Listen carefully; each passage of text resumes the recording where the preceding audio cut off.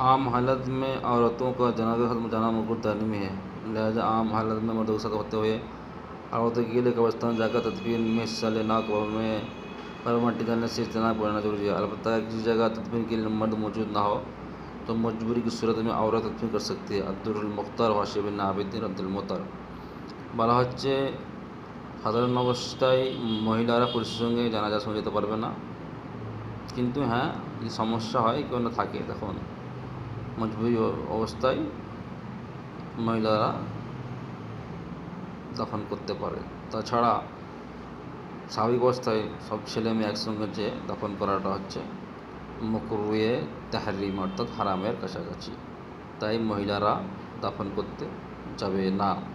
এটা ফতোয়ায়ে শামির মধ্যে আছে। বোঝা গেল? ভালো থাকবেন, সুস্থ থাকবেন। খুদা হাফেজ।